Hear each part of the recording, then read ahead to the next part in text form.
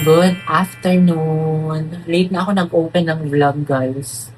Today is Wednesday, June 3, 2026. Ang bilis ng araw. Napansin niyo ba? Tapos, July, August, bare months na naman. Ganun kabilis ang panahon ngayon. And kanina, hinihila ko ng hinihila itong tema ko, guys. Kasi sabi ng lola ko, si mother, kapag maliit daw yung tema mo, maikli lang ang buhay mo.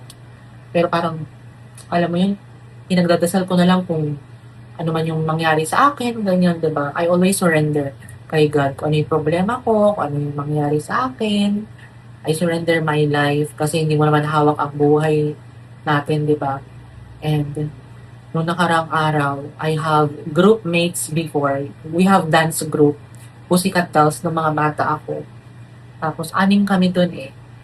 Si Raul, si Ashley, si Kim, tapos si J-Lo, ako.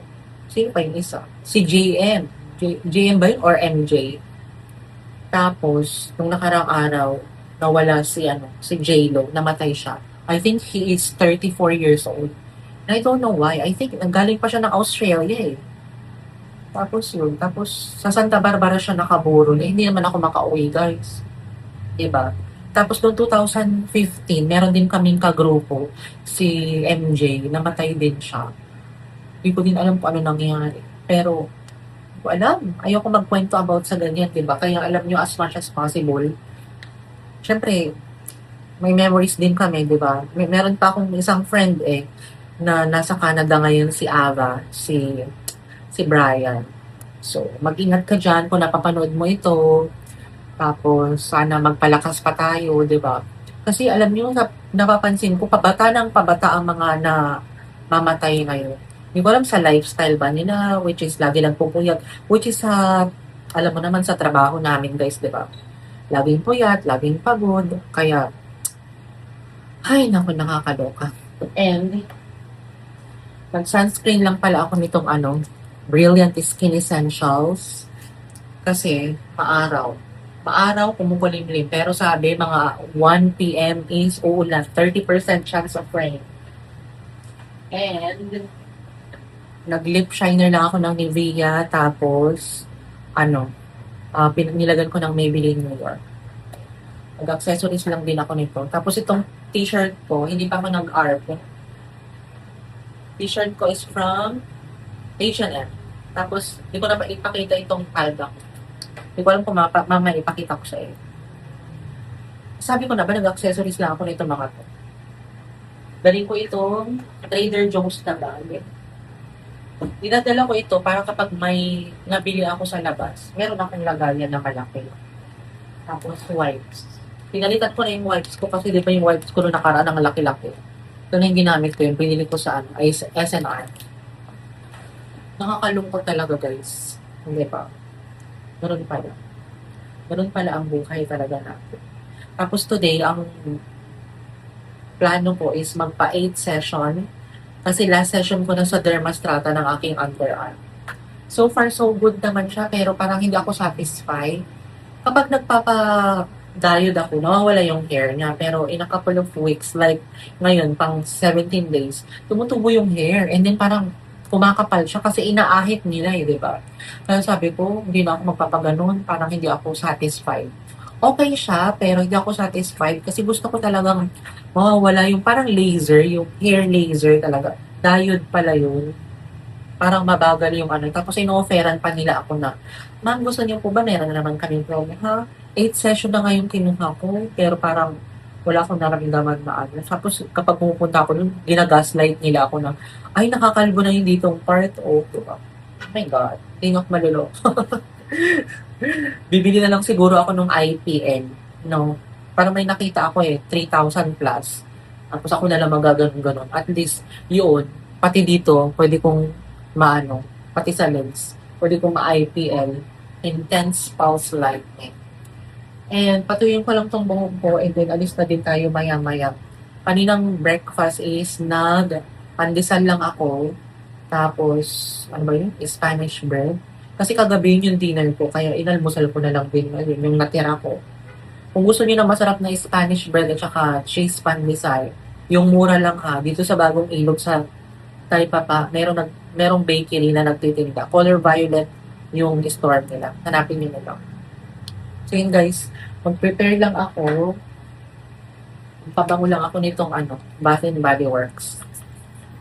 Konti lang kasi nahihilaw kapag masyadong mabango guys.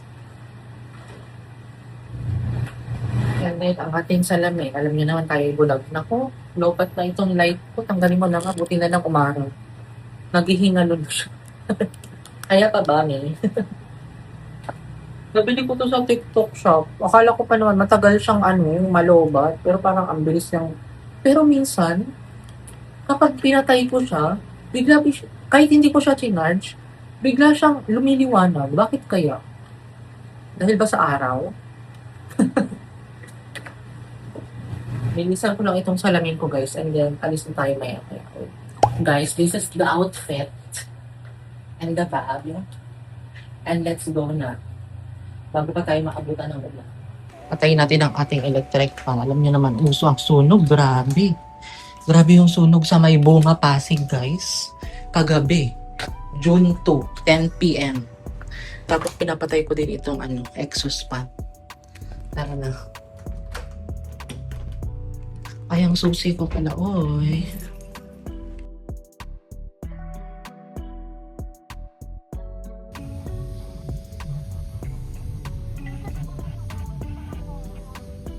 Tayo na talaga ang naabutan ng ulan, guys. Yan ang ating outfit. Basang-basa itong flats ko sa Yoto. Hello ka. 2 p.m. pa naman. 1 pa lang pala. Maaga pa. Mamaya pa ako aakyat. Guys, nandito na pala ako sa Dermastrata. Bigla na naman namula dito ko eh. Yan naman ang mga pimples natin. Yan naman ang kinain nuts. Hindi dahil siguro sa bread. Kaya kailangan kong bawasan yung pagkain ng bread na naman. Kaloka. Para may nakita akong promo dyan. Yan. Dermastrata.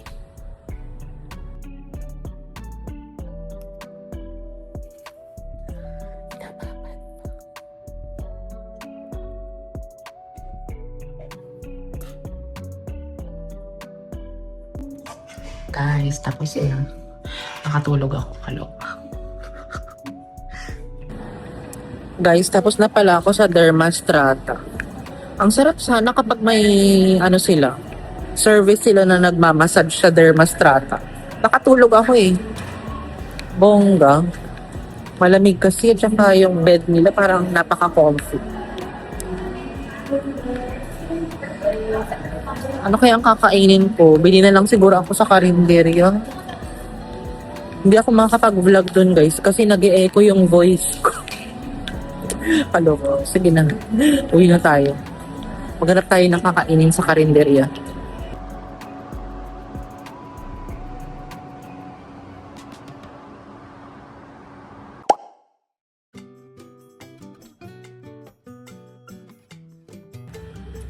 Guys, bahay na pala ako kanina pa. Tapos, ang ginawa ko pala, bumili ako ng basahan sa paa. Talampakan, sa sahig. Ayan. 2, kay nanay. 40 pesos, isa. Tapos ito. Diba, nakatulong ka na sa small business. Abog. Meron na akong pamalit. Kasi yung iba kong mga old na basahan, yung isa nilabas ko dito sa tapat ng pinto. Tapos, yung 2 binigay ko kay Ate Marge. Sa aking kumare dito sa Bagong Ilog. Tapos, wala akong mahanap na masarap na pagkain sa karinderya. Kaya, naglaga na lang ako ng itlog. Kaya ba? 3 itlog yung nilalaga para makakain ako. Low carb tayo kayo. Tapos sinacharge ko yung light ko ng phone light. And ang napatapos kong panoorin sa Netflix yung The Tale of Lady Oak. Tapos ang pinapanood ko is My Lady Nemesis. Well, or My Royal Nemesis. Maganda siya. Tapos, nag-start na ako manood ulit ng isang series, Daily Dose of Sunshine. Si Park Bo-young. Si sino tawag dito? Si yung malakas na babae. Ano ba yun? Basta hanapin nyo na lang sa Netflix. Kain tayo ng itlog guys at laga lang ako. Ang lakas ng hulo nitong rice cooker na to. Kaya 8 minutes lang itong ako kuluhan. Ay nako guys, mag-ingat kayo kasi grabe yung nababalitaan ko. Nung nakarang araw, yung katrabaho namin, namatay sa lobby guys ng office. Hindi na nagising. Ano kaya nangyari sa kanya? Babae. 46 years old. 46 or 45. Oh my gosh, rest in peace. Tapos yung kaibigan ko, di ba yung ka-dance troupe ko, namatay nung nakaraang araw din. Hindi ko alam kung bakit. 34 years old yun, guys. Grabe. Diba? Tapos yung katrabaho ko, dati sa call center, namatay naman, guys. Dalawa sila magjowa. Nabalita pa. Sa CBC ba yun? Or CNBC. Sa Canada pero. Parang nagpa-paddleboard sila. Tapos walang life vest. Kaya yun ang problema. Yung alam mo yung kampante ka na hindi ka madidisgrasya. Kaya kailangan ka pa nagpa-paddleboard ka or pupunta ka sa tubig, kailangan meron kang life vest. Ako nga guys, takot na takot ako sa mga beach, sa mga dagat, sa mga ilog. Bago ako maligo, kailangan prepared ako, kailangan makalutang ako. Sabi, oh my gosh, rest and peace. Si Genesis yun eh. Kaloka, diba? Ang bilis ng buhay talaga guys. Kaya nasa inyo na yun kung aalagaan natin yung sarili natin. Pero ako minsan natatakot din ako minsan kapag nagko-commute ako sa mga jeep, 'di ba? Minsan nasa kaliwat kanan ka. Minsan iniisip ko baka masagasaan yung jeep ng truck. Ay nako. Ay, parang nalulungkot ako tuloy kaagad. Nakalungkot na araw. Pero kung iisipin mo, ikaw ay buhay pa, may purpose ka pa sa mundong ito, kaya kailangan ipagpatuloy pa. Gusto ko din magluto ng pansit, sotanghon. Ganoon ako kabilis mag-move on, guys, sa buhay. Hanggat nabubuhay ka, kailangan patuloy lang. Diba? Hindi mo naman alam kung hanggang kailan kayo. Kasi tomorrow is not guaranteed. So, enjoy every day, every minute, every hour. Kain tayo, guys, egg. Perfect ang pagkaluto ko. Kasi kapag hindi yan perfect, nangingitim yung yung yolk. Kain tayo guys. Nagluto ako ng pancit sota ko. Ano yung sasahog ko? Patay at saka chicken. Pero baka mapanis kasi sayang. Wala pa naman akong ref. Kain tayo ha.